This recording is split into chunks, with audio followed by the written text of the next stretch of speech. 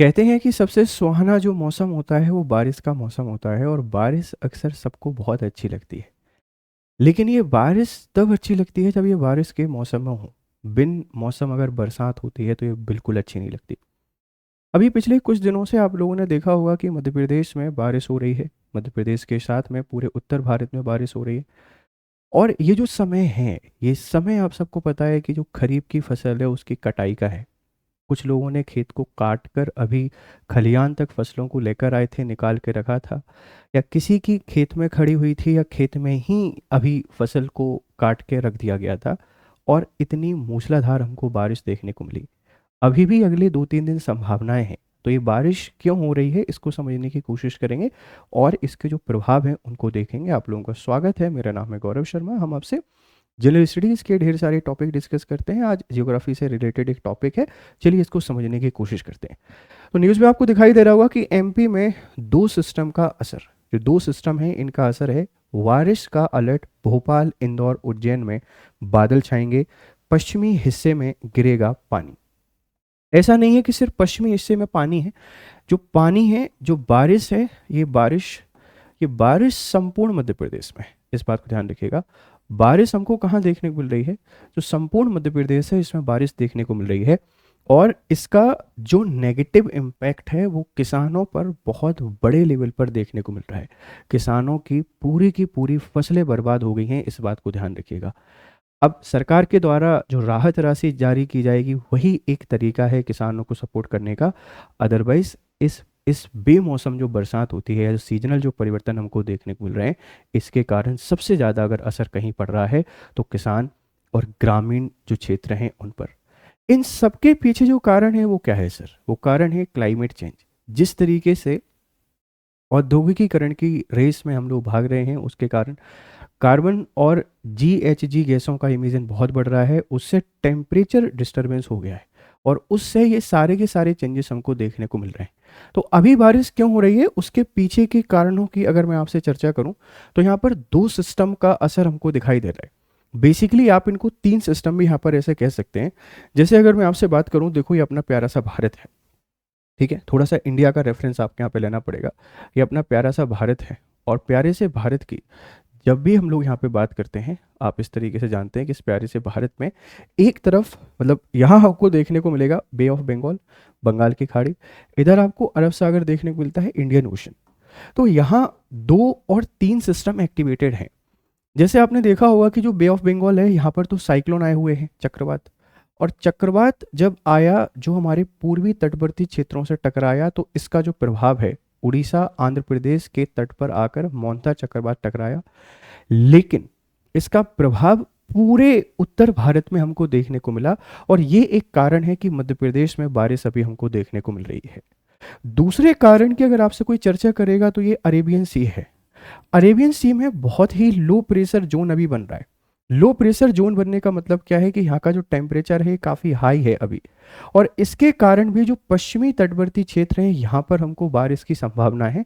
तो पश्चिमी जो मध्य प्रदेश है उसमें बारिश होने के पीछे कारण ये है। इसी के साथ में भारत पे अभी जो वेस्टर्न डिस्टरबेंस है, पश्चिमी विक्षोभ है, इस पश्चिमी विक्षोभ का प्रभाव भी देखने को मिल रहा है। और पश्चिमी विक्षोभ का प्रभाव देखने के कारण पूरे इस बेल्ट में बारिश हो रही है और इसीलिए उत्तरी मध्य प्रदेश में भी बारिश हो रही है। तो जो बारिश हो रही है उसके पीछे दो मेन सिस्टम है। पहला तो बे ऑफ बंगाल, दूसरा आप लोग कह पा रहे हैं अरब सागर का सिस्टम।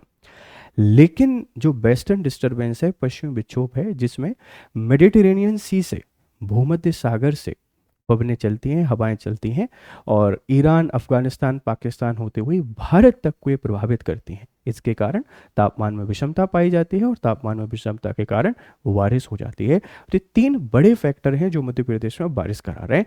आप इस मैप के थ्रू समझने की कोशिश कीजिए। अगर आप इन मैप को देखेंगे तो आपको समझ में आ जाएगा कि 4 नवंबर को भी हल्की बारिश के आसार हैं। जो 4 नवंबर में आप देखेंगे कि लगभग पूरे मध्य प्रदेश में, ये पश्चिमी, उत्तरी, मध्य मध्य प्रदेश में पूरे में हमको बारिश देखने को मिलेगी। और यहाँ जो बारिश है, इस बारिश के पीछे सबसे बड़ी जो वजह है, जो इस रीजन में बारिश के पीछे वजह बन रही है, वह बन रहा है अरब सागर। ठीक है, वह बन रहा है अरब सागर। अरब सागर में सर अभी क्या है, low pressure band, low pressure है। लो प्रेशर के कारण यहाँ हवाएं आ रही हैं, इसको रिप्लेस करने के लिए गर्म होकर ऊपर उठती हैं, ऊपर जाके कंडेंस्ड होती हैं और बारिश करा देती हैं। तो पश्चिमी मध्य प्रदेश में जो बारिश होने की संभावना है उसके पीछे ये फैक्टर है। उत्तरी में आप सबको पता है कि वेस्टर्न डिस्टर्बेंस के कारण बारिश हो रही है। इसके जो प्रभाव है ना बच्चे, ये प्रभाव को आप लोग दोनों तरीके से देख सकते हैं। इसके जो प्रभाव हैं, एक तो नेगेटिव आपको देखने को मिलेंगे। नेगेटिव ऐसे देखने को मिलेंगे कि जो हमारी खरीफ की फसल है, जो खरीफ सीजन की क्रॉप है, ये इसमें बहुत नुकसान यहाँ पर हुआ है, ध्यान रखिएगा। दूसरा, अचानक से जो मौसम है, ये मौसम परिवर्तन के कारण सबके जो स्वास्थ्य हैं, ये स्वास्थ्य संबंधी समस्याएं हमको देखने को मिल रही हैं। एक तो किसानों को यहाँ पर दिक्कत है, दूसरी मौसम परिवर्तन से स्वास्थ्य संबंधी परेशानियों का सामना करना पड़ रहा है। अब अगर इसके हम सकारात्मक लाभ की बात करें, सकारात्मक लाभ, तो सकारात्मक लाभ सिर्फ यही है कि जो रबी सीजन की फसल है, रबी सीजन की फसल, इसकी जो बुआई है, ये बुआई काफ़ी अच्छे तरीके से हो जाएगी। लेकिन दिक्कत ये है कि खरीफ की फसल खराब हो जाने से खेतों की जो हकाई जुताई होनी थी उसमें लेट होगा, तो फिर जो रबी की फसल है वो भी लेट हो जाएगी। पहले ही फसल खराब हो चुकी है, आर्थिक मार ऑलरेडी झेल रहे हैं, अब लाभ हुआ नहीं है, नुकसान हो गया है, तो नई फसल को बोने के लिए, हकाई जुताई करने के लिए फिर से पैसे की आवश्यकता पड़ेगी, मतलब फिर से इनको लोन लेना पड़ेगा। और लोन का मतलब क्या है, ऋण। किसान और ग्रामीण जो परेशान हैं, वो ग्रामीण परिवार हैं, अभी हर तरफ से परेशान हैं। क्लाइमेट चेंज से ऑलरेडी हम परेशान हो रहे हैं, फर्टिलाइजर्स का यूज़ करके मिट्टी की उर्वरता काफ़ी कम हो चुकी है, उससे परेशान है। लैंड के जो आकार हैं वो ऑलरेडी काफ़ी कम हो गए हैं। अब ये जो क्लाइमेट चेंज है, जिसके कारण जो बारिश में परिवर्तन होते हैं, उससे और ज़्यादा परेशानियों का सामना करना पड़ता है।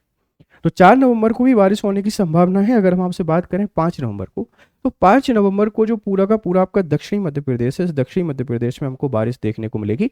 यहाँ पर बारिश का येलो अलर्ट हमको देखने को मिल रहा है, पूरा का पूरा सतपुड़ा मेकल रेंज में। ठीक है, इसी के साथ में एक और घटना को समझिए कि ग्वालियर का जो टेम्परेचर है, ये 6.3 डिग्री तक पहुंच चुका है। मतलब हैवी, आप लोग यहाँ पे कह रहे हैं हैवी या सीवियर जो कोल्ड है, वो ऑलरेडी यहाँ पर आ चुका है। मतलब इतना जो टेम्परेचर है, नवंबर के आखिर और दिसंबर के आसपास जाता है, लेकिन अभी अक्टूबर में ही ये पहुंच गया था। नवंबर में ये हालत हमको देखने को मिल रही है। यहाँ तो आप समझिए कि बारिश नहीं हुई थी अभी, ठीक है, बारिश नहीं हुई थी 1 नवंबर के आसपास इस रीजन में, 24 में। लेकिन अभी हम लोग यहाँ पर देख रहे हैं कि बारिश की संभावना पूरे मध्य प्रदेश में बन रही है, और बारिश जब होगी तो सर्दी और तेज पड़ेगी। ये सारे के सारे मौसमी परिवर्तन हमको मध्य प्रदेश में देखने को मिल रहे हैं, और ये क्यों हो रहा है उसके पीछे की वजह आपको क्लियर है। इसके प्रभाव क्या है, दोनों तरीके से हमने आपको बता दिए हैं। मध्य प्रदेश का भूगोल, मध्य प्रदेश की जलवायु से संबंधित मुद्दों में आप इसको आंसर राइटिंग में यूज़ कर पाएंगे बहुत बढ़िया तरीके से। जाते जाते आपके लिए इंपॉर्टेंट खबर है। खबर क्या है कि अगर आप MPPSC की तैयारी कर रहे हैं, तो हमारा RM 13.0 बैच है, इसकी शुरुआत हो रही है। इसके थ्रू आप PT plus mains plus interview की तैयारी कर पाएंगे। ये कोड यूज़ कीजिए GRS लाइव, इसके थ्रू आपको मैक्सिमम डिस्काउंट मिल रहा है। क्लासेस शुरू हो रही हैं 8 नवंबर से, तो आप इनमें एनरोल करें और आपकी प्रिपरेशन को बेहतर करें मेरे साथ। चलिए फिर मिलते हैं आप लोगों से, तब तक खुश रहें, मस्त रहें। Have nice time, good day to all.